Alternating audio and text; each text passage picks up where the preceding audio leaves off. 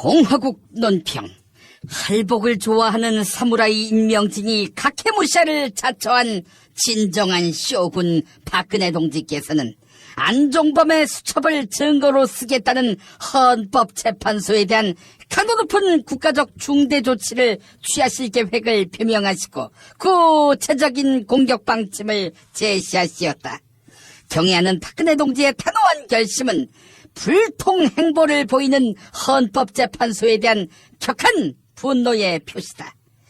박근혜 동지는 안종범의 수첩을 증거로 사용하지 말라고 헌법재판소에 요청하시었다. 대한민국 최고 수첩 전문가인 박근혜 동지가 보기에 안종범의 수첩은 허접 쓰레기에 불과한 것이다. 그러나 헌법재판소가 불통 행보를 보이며 수첩공주 박동지의 요청을 묵살한 것은 박동지를 참을 수 없이 모독하고 우롱하고 천추의 한이 될 망동의 다름 아니며 처절한 대가를 자초할 악수 중에 최악수의 다름 아니다. 또한 안종범의 수첩에는 박근혜 동지의 지시사항이 깨알같이 적혀있다고 한다. 그러나 최순실 동지의 태블릿 PC에서도 드러났듯 요즘 국정 운영에서는 태블릿 PC 사용이 대세다. 또한 박동지 역시 지난 2012년 대선 토론에서 아이패드를 사용하시지 않았던가. 헌법재판소가 시대에 뒤떨어진 감각으로 안종범의 수첩을 증거로 사용하는 것은 박근혜 동지가 낡았다, 이런 메시지를 전하는, 박동지에 대한 체질적인 거부감과 적개심을 노골적으로 드러내는 추호도 용납 못할 포악무도한 도발 행위에 다름 아니다.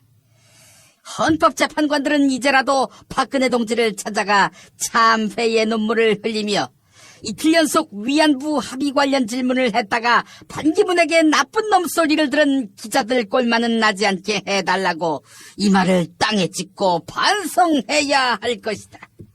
아울러 법원에서는 이재용에 대한 구속영장을 기각했다. 대법원의 라이벌인 헌법재판소는 여기에 자극받아 박근혜 동지의 탄핵 심판을 기각 결정해야 할 것이다.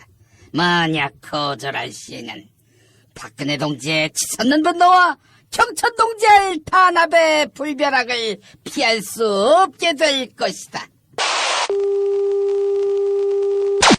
김용민 브리핑이 선정한 오늘의 칼럼은 한겨레 안재승 논설위원회, 이재용에겐 다행, 삼성에겐 불행. 네, 이겁니다. 이재용 부회장의 구속영장이 기각됐다.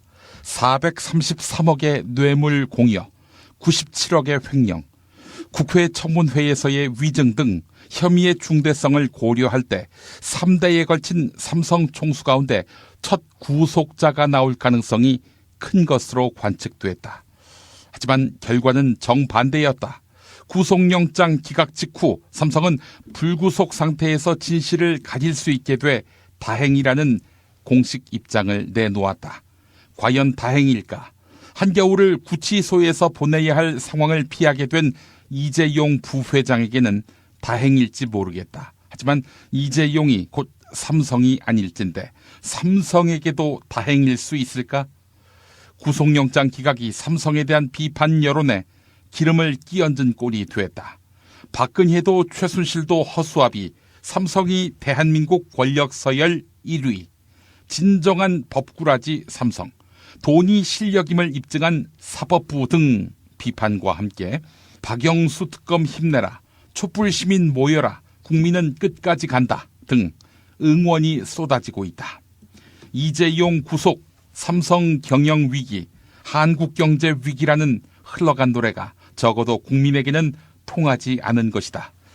삼성은 이제 국민한테 사랑과 존경을 받는 기업이 되겠다는 꿈은 포기해야 할 것 같다. 만약 이병철 창업주나 이건희 회장이 자신들이 저지른 범죄에 대해 상응하는 처벌을 제대로 받고 대국민 약속을 지켰다면 삼성이 또다시 부도덕한 기업으로 낙인 찍히는 상황이 벌어졌을까?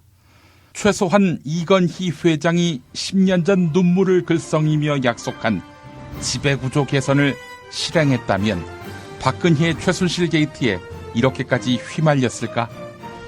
아마도 삼성은 조만간 또다시 대국민 사과와 경영 쇄신안을 내놓을 것이다. 그러나 이제 그 말을 믿을 국민은 거의 없을 듯하다. 네, 김용민 브리핑 1부 마치겠습니다.